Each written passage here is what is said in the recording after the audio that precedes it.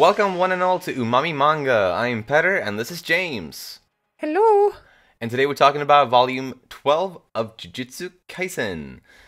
Do you got any opening thoughts before we get into the character discussions this week? I'm just really enjoying this arc. There's Oh yeah. been some really cool reveals. Previous volume was great, and this volume I think was pretty solid too. I mean, there's one thing that we'll talk about that is just really confusing and could change everything or not. But yeah, so just very excited to keep talking about it, keep reading. Oh yes, absolutely. So then, without further ado, let's ado it. Let's start by talking about Yuji Itadori today. His fight with Choso, I thought was a blast to read. Yeah, it was a great fight. I mean, Yeah. he was getting his butt kicked practically the entire time. Yeah, really throughout. Yeah.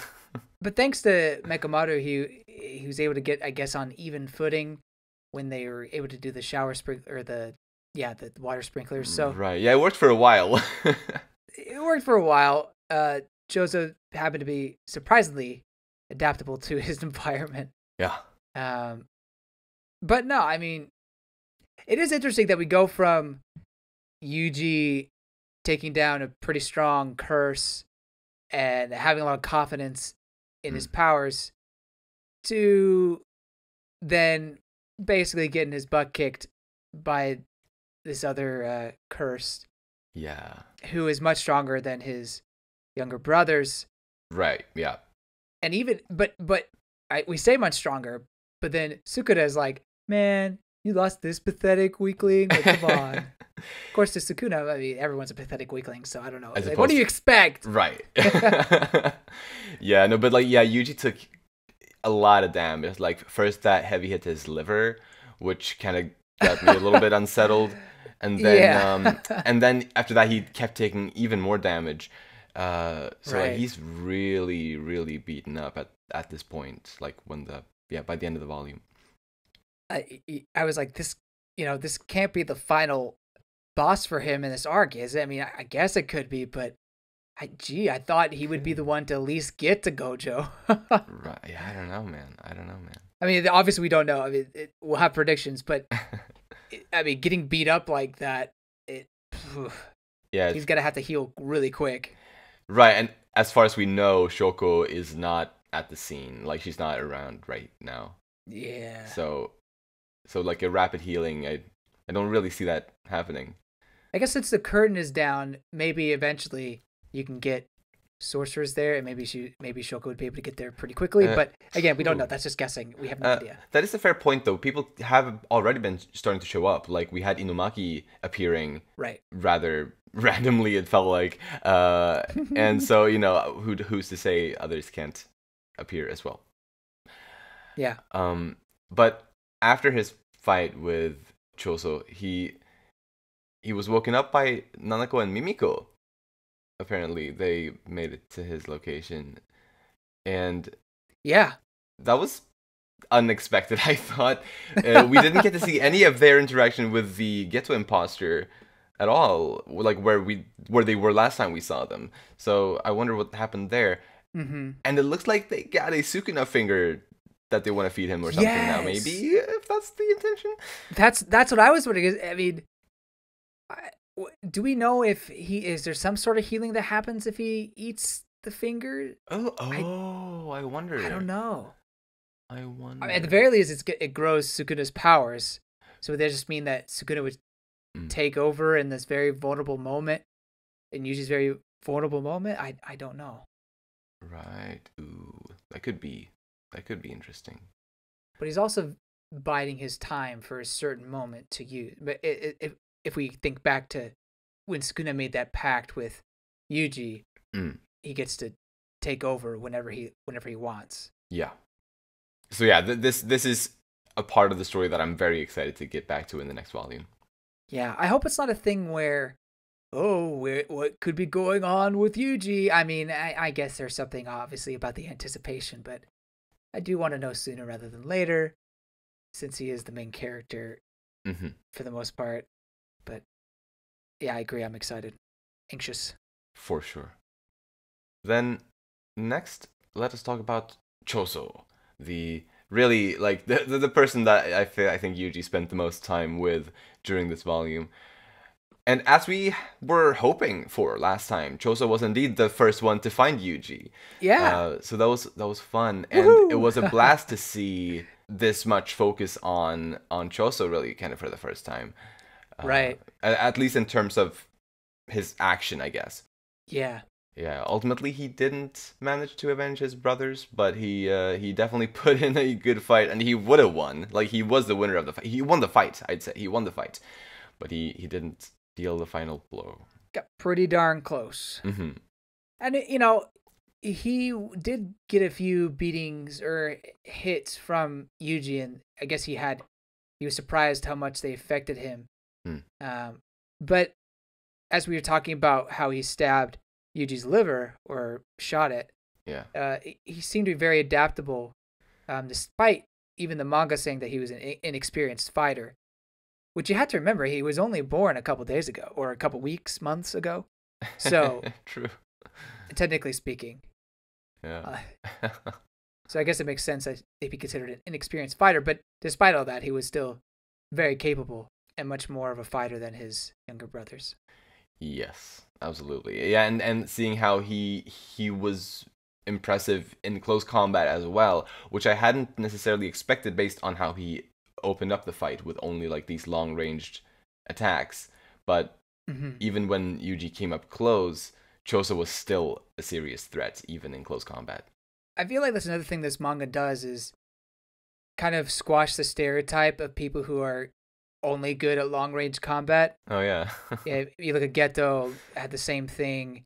I think even Gojo had to improve his close encounter combat skills.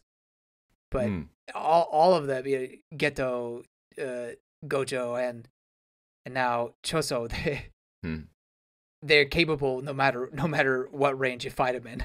True. And yeah, so as we said, like while Choso technically won the fight in the end, he was interrupted before he could finish because of this made-up memory that appeared in his head for whatever reason. Which caused him to run away and be totally distressed. And I don't know, I was so confused about that. Did you, or do you have any ideas about kind of why that happened or what it meant or anything? When I first read it, I was like, is this another Toto thing? It definitely reminded me of that too, but it felt so strange. Yeah, it did. The other thought I had as I was, theorizing, and this is what I was alluding to at the very beginning, is it possible that Yuji is actually their brother in some way? I don't know how that works. I mean, would that mean... I don't know. That's an interesting thought that I don't know. I mean, I don't know. But it got me thinking about something a bit different. Okay. Since, as you said, it is reminiscent of the moment with Todo back during the Goodwill event.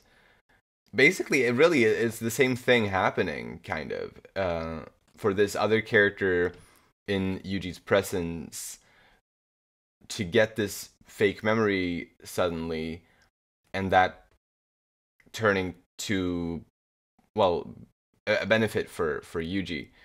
What if Yuji has like a cursed technique or something like that, or like an unintentional passive thing about him that makes people in his presence, like that messes with their heads in that kind of a way without Yuji himself realizing it? Wow. I don't know. That would be interesting. This is a really spontaneous thought that just came to my mind, but if we had seen someone other than Toto have the same experience like that, but then again, I think, well, I can't. Was Yuji at the brink of being mortally wounded if he didn't have that random bonding moment with Toto, or was that before he got beaten up? I don't recall exactly the status, I guess, of the characters when Toto had the memory, but still, it did lead to Toto teaching Yuji a bunch of things.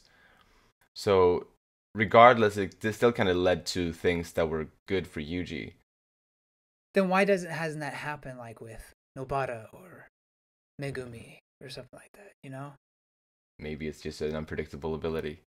I mean, I don't know. Maybe. I don't know. It's nothing that I necessarily believe in, but I am interested though now to see if maybe there's some substance to it.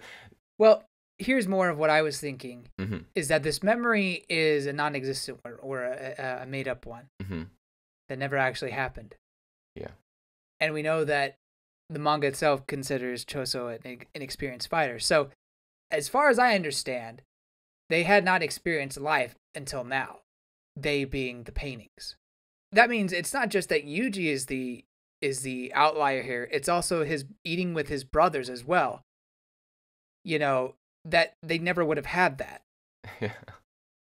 Yeah. So I don't know. It's like, why is he having this vision with his brothers and then his adopted brother Yuji? I don't. It doesn't quite make sense. Yeah, it's really, really strange. A wild thing that I was trying to say earlier is that, I mean, could Yuji be one of his siblings, like his actual siblings, like one of the paintings? But that just, how does that even work? Like, it doesn't make sense. I mean, and then why wouldn't the other paintings be at the table? You know, I guess like, oh, maybe the Akutami hasn't figured that out yet or whatever. I mean, right. who knows? But so I mean, maybe you're right. Maybe it's some sort of innate ability that Yuji has to bond with people. I mean, it's true that he sympathizes with people very well, or at least right. He is able to feel bad for the transfigured humans that he has to kill, like the cursed painting brothers.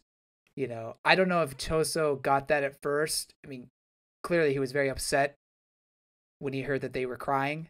Yeah. But maybe those feelings eventually hit him, and that's why he had that vision. Oh yeah. But that's all I got. Yeah. I can't help but think that's going to be somewhat important. Whether it changes Yuji's truth. Well, okay, but here's another thing. Mm-hmm. We don't know who Yuji's parents are. Right. I think I brought that up a couple times now. But you know, his grandfather was going to tell him something about his parents, and he's like, "Nope, I don't want to hear it." Yeah. So maybe there's something to that, the truth behind that, but I don't know. And anyway, I feel like that this will either reveal something big about Yuji, or, I mean, get Choso on Yuji's side. Oh. I mean, that's what happened with Toto, right? I mean, you're right. They became brothers. Or best friends or whatever, you know? Yep. So yeah. Anyway, I'll stop talking about it. It's just something that's really, I mean, on point with the manga, with being confusing. For sure. But it's not terrible, because I do think we don't understand the whole picture yet. No, for sure. There's definitely more. Or there better be more about. I mean, I'm hoping there's this whole reason why Choso was affected the way he was. Yeah. And one thing that I'm very sure of, unless we're dealing with an unreliable narrator, I guess, which I guess is not impossible, but I hope we're not. Is that the memory is one that never happened. Like, it is a fake memory for sure. Yeah, I think there's no doubt about that. Yeah, right. I think, because, as I've stated before, I mean, I think it's because they've never experienced life before, so they could never have had this instant. Even if Yuji was truly their brother, this could never have happened. Right. Yeah. Yeah. Plus, their narration would be lying to us if it was, and that would be wacky. Yeah. Why is Choso so attached to his younger siblings? If he's never had like these kind of memories before. Actually, I did actually think about that. Never noted anything down, but I was thinking, because he is, or they are, part human. Then maybe that is something that reflects their humanity, in a way, like their Ah, spontaneous or just natural bond with one another might represent their humanity in some sense. Was just a thought that I had. I like it. Because they're kind of half human, half curses in a way. Right, right. Yeah, I agree. And I think Yuji sees them as that as well. Mm. So they are really interesting things. I think. Yeah, I'm really intrigued to see the remaining death painting wounds. I am as well. I kind of thought they seemed to be side plot at first, Right. Initially, it seemed that way. Yeah. right? I mean, with the fight that Yuji Nobata had and Choso not really doing a whole lot, it almost like what was the point? Uh-huh. But now we're here, and I don't know. Maybe the point is going to be revealed. Yes. Or something. Right. For sure. Although it doesn't seem like it has as much weight as Gojo being sealed away. Yeah. But anyway, that's all I have. Alrighty. Then let us move on to talking a bit about Toji Fushiguro next. Okay. So this was another really interesting bit, I thought. Even though it was brief, I think there was a lot to kind of take away from it. Yeah. The fact that his body just kind of, I guess it's just special. Which I mean, yeah, like, that's how you put it. Yeah. And so he was effectively resurrected by Grandma Ogami, even though she didn't mean to do it.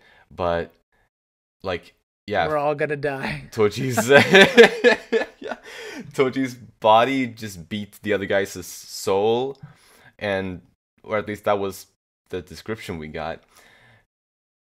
And because of that, he is in control and seems to be completely Toji right now, and maybe until maybe forever. Like, it was pointed out on a bonus page that Ogami used Toji's old Zenin name for the summoning, because the previous volume when she did summon him, she called him Toji Zenin. Yeah. And it was pointed out on the bonus page that was because using the name of when the person was at its strongest makes the summoning more effective, or something along those lines. So I wonder if, like, it's a bit vague, I think, in terms of what it means exactly. My two ideas was that either it was just made it easier for her to successfully summon the body, either just that, or, and this is a bit more frightening, I think, it means that the version of him that she summoned is basically the strongest that he ever was while he lived, which would mean that this version of Toji would be even stronger than he was in the flashback arc when we saw him last time. Yeah. Yeah, that's oof.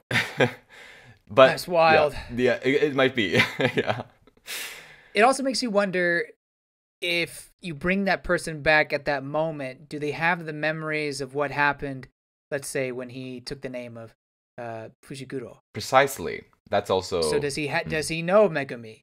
Does he remember potentially, well, barely almost killing, that's the word, almost killing Gojo? Or his death? You know, it'll be interesting to see. If he doesn't remember Megumi, I'm much less hyped for an interaction with him. But I guess Megumi could himself potentially recognize his father, or put two and two together. I mean, I'm going to guess that, like, if it is the case that he was resurrected from a point of his life that wasn't the end of his life, and that that means that, like you were saying, that he doesn't have all of the memories for the last several years of his life, or whatever, however many years it is, then I'm still going to guess that he at least remembers having his son, because I believe he changed the name. He took his wife's name after Megumi was born, I believe. Yeah. So it's still possible that he was a Zenin, he was still a Zenin for a couple of years, and a father as well. So I guess it's possible. Did they say that it was after his son was born that he took the name? Or was it when he married his wife that he took the name? Well, it was when he married that he took his wife's name. And since, I'm just thinking, since Megumi and his sister are, well, they're step siblings, right? Mm-hmm. Then I think it makes sense that Daddy Fushiguro would have had Megumi before he married, right? So he would have had his son before he took the Fushiguro name.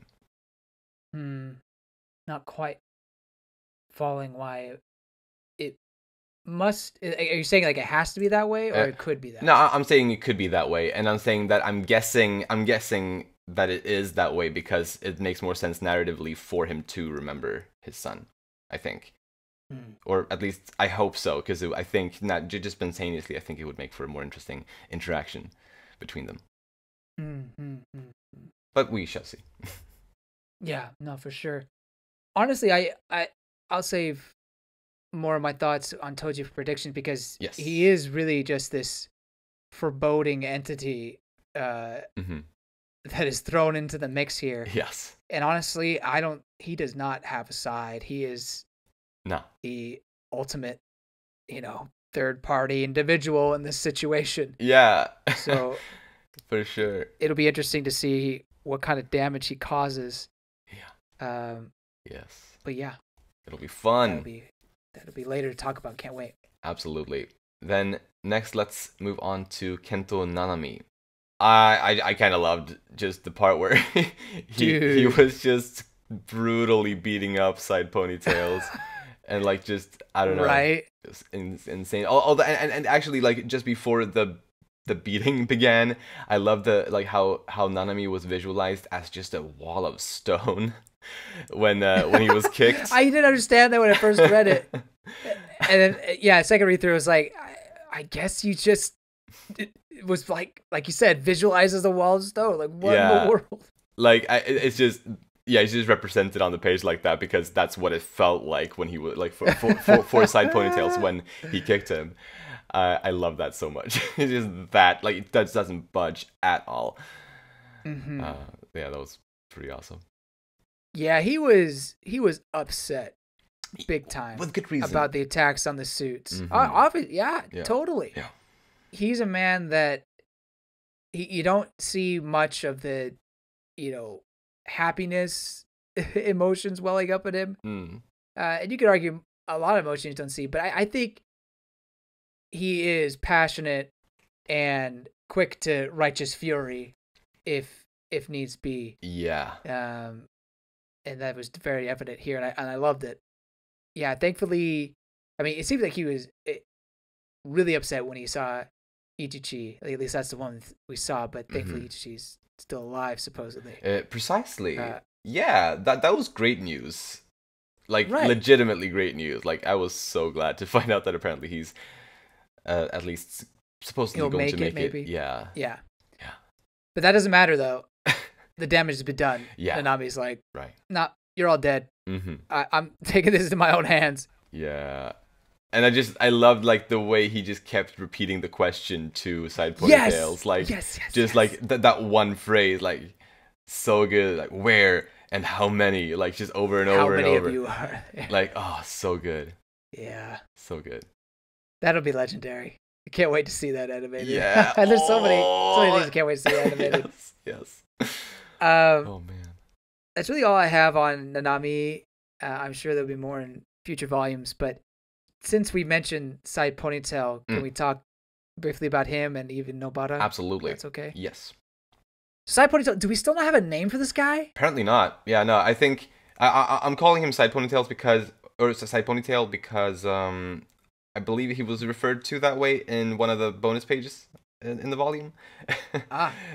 So yeah, so far that's the best way we've. If that's what they're calling him in the bonus pages, then yeah, there you go. Yeah. So just a couple things on him. We see at least partially what his curse technique is. It seems to be some sort of homing attack, right? Yeah. I don't know if there's secretly an invisible curse that's holding on to this sword and making it fly around or something. No idea. Or if it's literally just a homing type thing.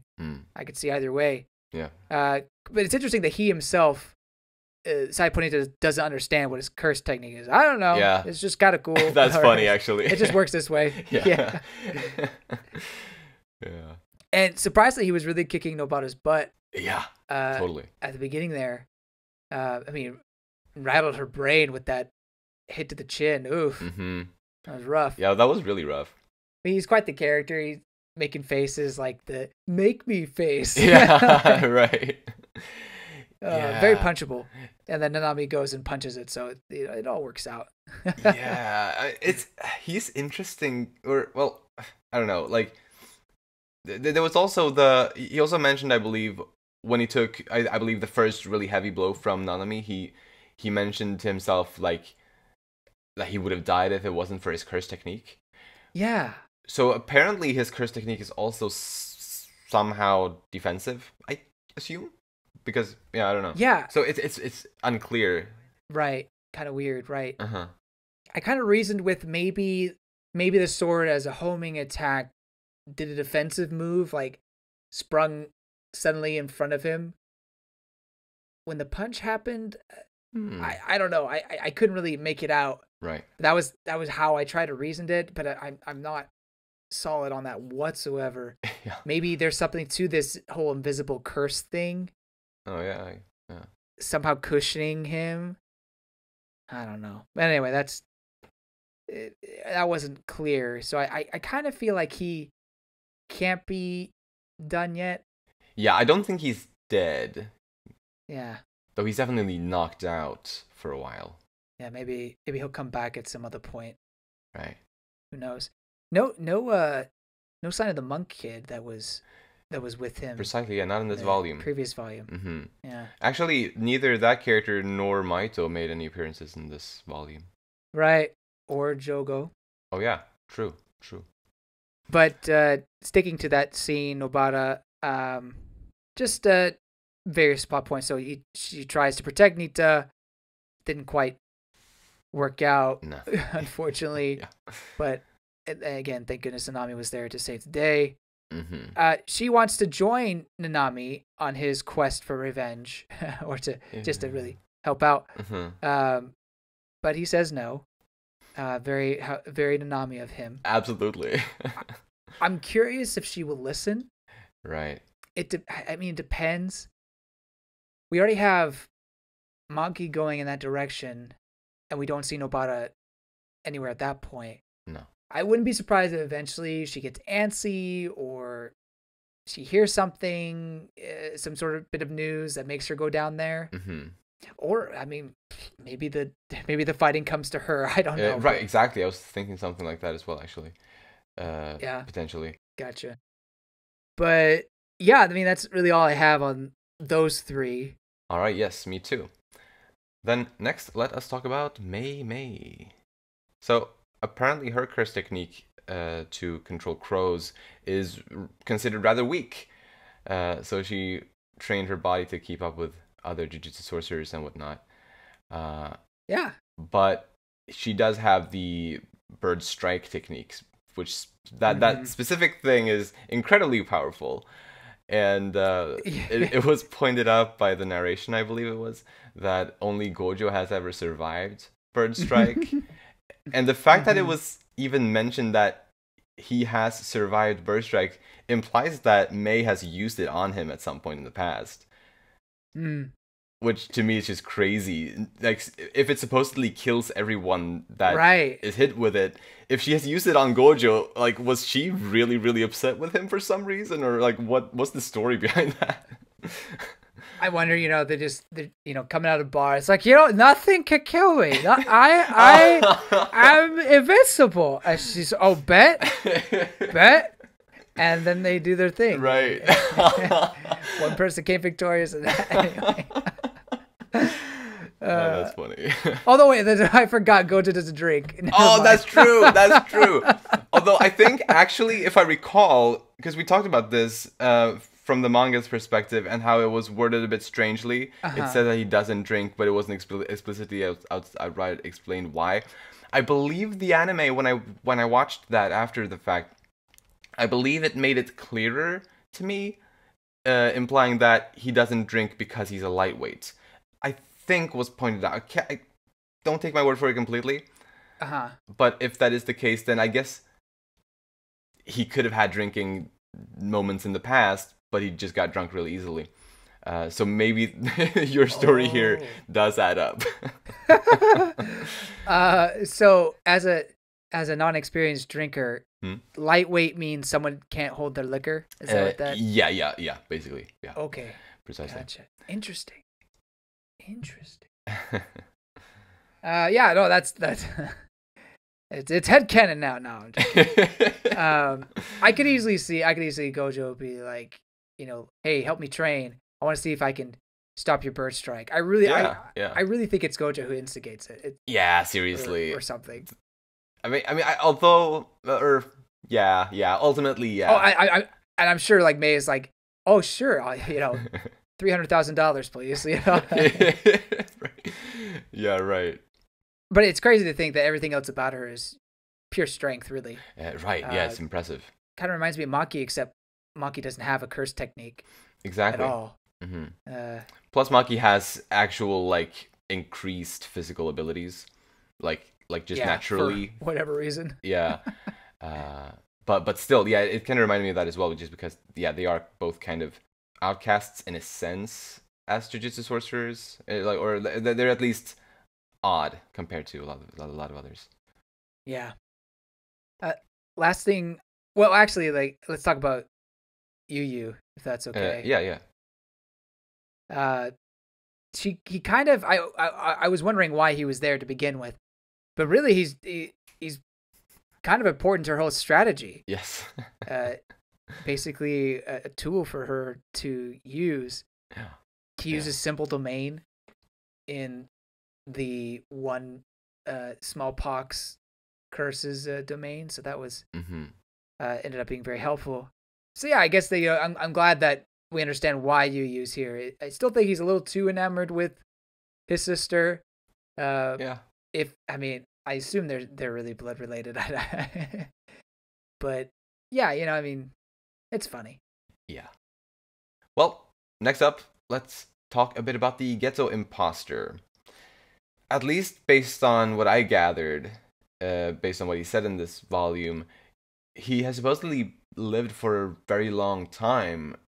Because he remarked to May that, well, he said, not bad for a Jujutsu sorcerer of this era, which definitely makes it sound like this being who is in control of Ghetto's body, is like, several hundred years old perhaps, or something like that, maybe more, or I don't know, old regardless. Very old.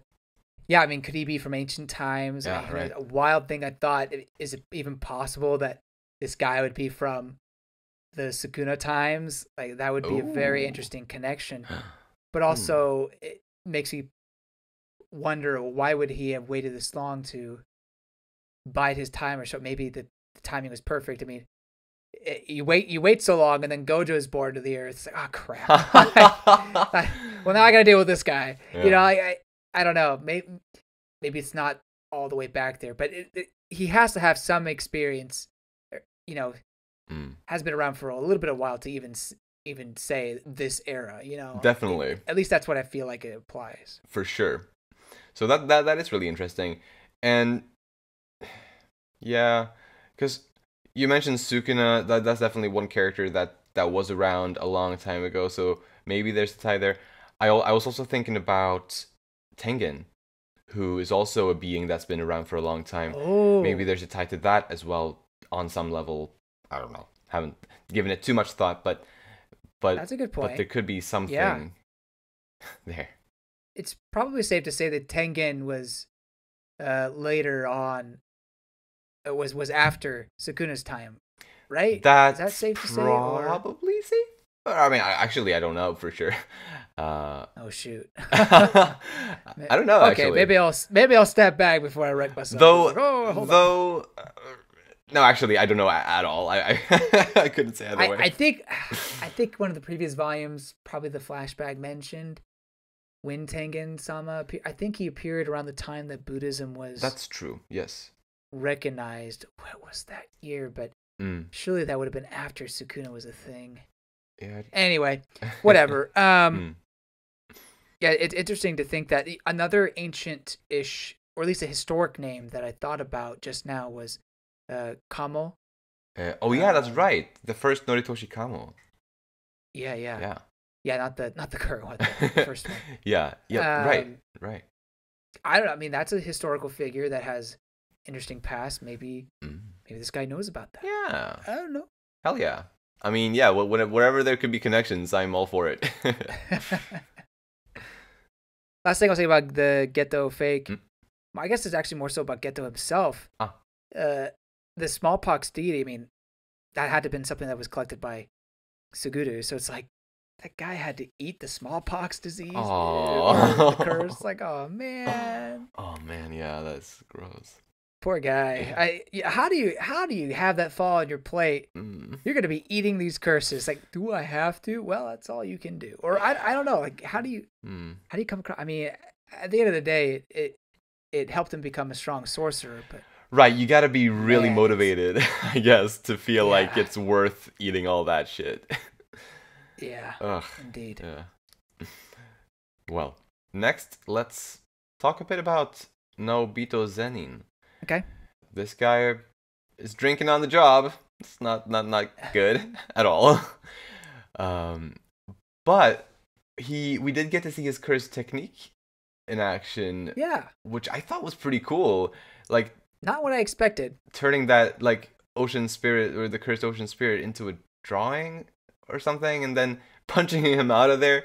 That was really cool. It reminded me of Zelda: A Link Between Worlds a bit, but yeah, no, it was fun. If you know, you know. Yes.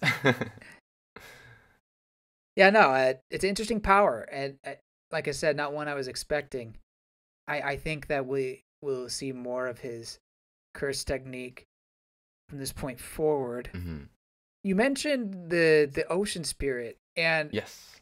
not to say I disagree with calling it the ocean spirit, but something that Naobito said kind of gave me pause, in that he called it a cursed womb. Right, precisely. Like in that form that we saw it in when it was tiny and weak. Yeah. Uh-huh. I assume that was the cursed womb, and then when it kind of became the bigger thing at the very end, it became like the full cursed ocean spirit, perhaps. Yeah. Regardless, I'm just happy to know that this supposed cursed ocean spirit is finally gonna get some spotlight. Yeah. That's one of the several reasons why I am quite stoked for Volume 13. Definitely got a upgrade. Yes.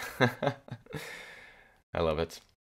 As for other characters, the only other thing really that I had that I just wanted to just quickly mention is, other than Ijichi supposedly being alive, as we already mentioned, it seems like Takuma Ino is also fine, or at least alive, not dead. Yeah. So that was also a big relief to me, since as we were talking about, he took a bunch of blows from Papaguro last time. It's funny, like I kind of expected some deaths, but aside from the people that were at the station, really haven't had anybody die yet, have we? I mean, other than like several and like the black suits. suits, yeah. Yeah, but main like characters that we know names of, they really haven't died. True, right? Yeah, no, you're right. Yeah, I think you're right. I guess the curse users that summoned Toji, like supposedly the grandma probably died, and Oh yeah, like we've had bad guys die, and bad guys died, but nobody like on the Hanami and Grandma. But that's, I think, honestly, even as far as the bad guys go, I think those two are the only ones. Yeah. So I don't know. Maybe I was wrong about the potential death parade that would be happening. Well, the arc is not over yet. True. So. Well, I think we said that. Oh well, in this kind of manga, it's probably for sure dead, or not for sure, but we wouldn't be surprised if had died. For sure, absolutely. I mean, I was convinced that Ijichi was gone, like a goner, like based on what we saw in the previous volume. So I thought it was nice to find out that he's supposedly gonna be fine. Yeah, I'm glad he's alive. Yeah. Mm. He didn't deserve to die. Yeah, not at all. No way. Like, oh my gosh, yeah. Right. Well, is there any other character you want to talk about? That's it. Alrighty. Then moving into some predictions.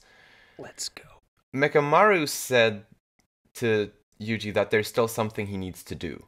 Oh, yeah. That got me wondering, what is this specific thing that he still needs to do? I don't know. My best guess as to what it might be is that he wants to deliver like his final words or perhaps an apology to his Kyoto friends. Oh. That's my guess on that. I would love that. I Yeah. really would. Mm-hmm. It would be heartbreaking and heartwarming maybe somewhat at the same time. Yeah. The problem is I wonder if that is indeed what it almost feels like it's what he's trying to save his energy for might actually be relevant to the current activities now, saving Gojo. Like maybe there's something he needs to do that he's planned out or something in terms of releasing Gojo or getting Gojo back or something. Fair, yeah. But I agree with you that ideally we'd have one final moment with the Kyoto students and him, but yeah, we shall see. We shall indeed. So I'm wondering where Toji is right now. Will they have the conversation with his son? I mean, Megami's not really doing anything right now. Exactly. At least not last day. Last we saw him was only like at the beginning of this volume. So... Yeah. So I wouldn't be surprised if there is that interaction eventually. I mean, it totally depends on where Megami ends up going, as was obviously where Toji does as well. I'm quite confident that we'll have a Fushiguro reunion kind of in the next volume because they are the only two left at that location right now. Because on the rooftop, well, Daddy Fushiguro is the only one left alive, and at the like just below the building, only Megumi remains, at least conscious. I'll totally give that to you. It does seem that they're the closest to each other. I just wonder if Megumi would have taken Ino elsewhere. That's a fair point. Recover. And then if Toji would have just, not to say that Megumi is not a strong curse user, but maybe he would have tried to sense out the strongest and just gone after them. I mean, I figure that he's just going to go berserk and try to kill as many curse users as he can, the sorcerers as he can. Yeah, or whatever his objective is right now. I mean, if I were him, I'd be like, I'm out of here. Like I'm gonna bide my time, kind of a thing. I feel like the Toji we knew from the flashback probably would have done the same thing. Yeah. But we are dealing with a younger one, and maybe one who is more brash and just wants to supposedly kill anyway. people. Supposedly, we don't know for sure, but I do like your speculation on that. Right. Along that thought process, I could see Toji actually going to fight Naobito. Yeah. Because they are both Zenin. And I don't know what their relationship is exactly, but I'm sure they would have known of each other. Like there's no way they wouldn't have. Right. So I wouldn't be surprised if Naobito dies at the hands of Toji. I could see that for sure. That's my prediction. I like it. Yeah, because really both of them, I believe, as people, are, how do I put this?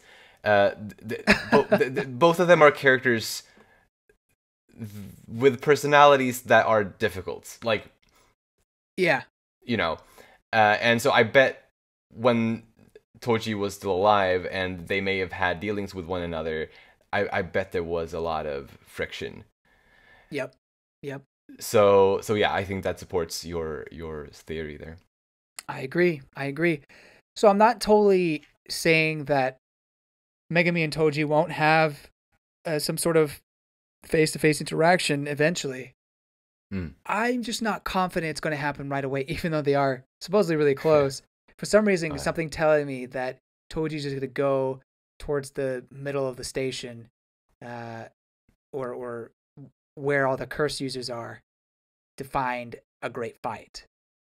But that eventually Megumi will go down there as well, and that's when there'll be some sort of interaction. Gotcha. Okay, your turn. I've been talking a lot. I actually don't have any more speculations. I mean, what? I'm curious about the Yuji's current situation, but I don't actually have any thought out predictions on it. So I'm actually dry on predictions currently. All right. Well, bear with me because I have at least 3, I think. All right, go for it. We're getting the Wrath of Nanami. That's happening. Mm-hmm. Or that is I mean, we happening. kind of saw it, so I don't know. Hopefully that wrath still continues. I think it's kind of fun. Yeah. But I'm kind of worried that is a death flag. Nanami, one of my favorite characters, and I'm worried he's gonna die in this arc. Interesting. Okay. Because I don't know, like he's having. There's a couple chapters where you have just like one page of Nanami looking at Ichichi,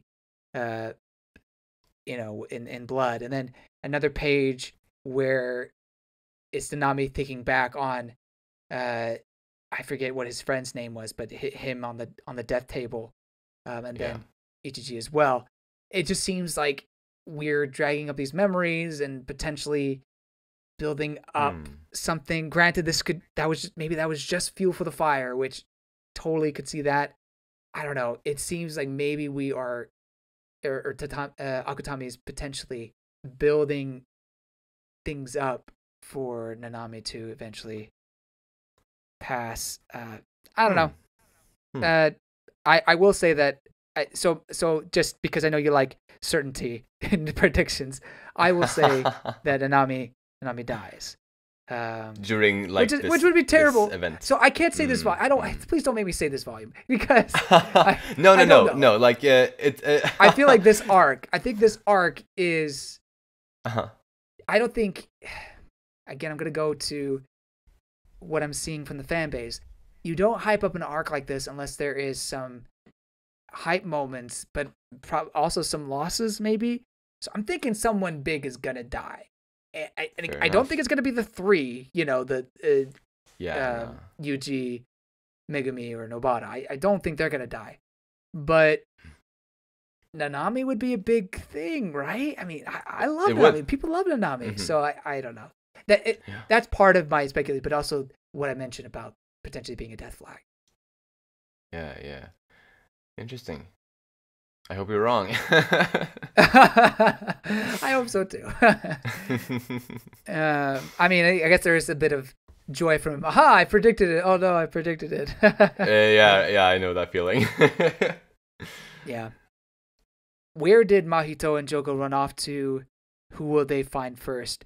Could we get another Nanami versus Mahito fight? And that could potentially be Nanami's death. No. Obviously not sure, but I mean, look, they're nowhere to be found, and I'm guessing Mahito and Choso would not have gone in the same directions entirely. So I'm guessing Mahito has to be at a different part of it. So maybe, or part of the train station. So maybe he runs into Maki and Nanami. Precisely. Yeah. Those are my predictions. I've got some deaths in there. Yes, so you sure do. I'm predicting Naobito's death and Nanami's death. Not necessarily, especially Naobito. Not really crazy guesses, but I think that's kind of gutsy. Definitely predicting Nanami's death, I think, is rather gutsy. Yeah, that one's that one's the more gutsy one. Naobito, not so much. But I like it. Yeah. So I guess, is that it for predictions? Yep. Nice. And yeah, I don't really have much else. We're somewhere in the middle, supposedly, of a really good arc. That's all I know. Yeah, I mean, I already said I was pretty high on the arc. Are you feeling pretty high about it so far? Yeah, absolutely. I think, I do think it is. Hmm, I guess it's hard to compare when like this is so fresh in my mind compared to some of the older arcs, which are not as fresh in my mind, but it's definitely up there among my favorite story arcs so far. Like Nice. the Goodwill event, like the forest, the whole part in the forests, like during that whole event, that was definitely a highlight. And this is similar to that, I think. It's like yeah, like an extended arc that is just really well executed. So yeah, it's a blast. Indeed. But is that all for this week? Yep. Let me go read the next volume. Yes, let us do that. So, if you enjoy our content, you can follow us on Twitter at Umami Manga, and it would be lovely if you'd like to support us by rating our show on the podcast platforms and subscribing to our channel Umami Manga on YouTube. Thank you so much for listening, and we'll see you next time when we'll talk about Volume 13. Bye-bye! See you later.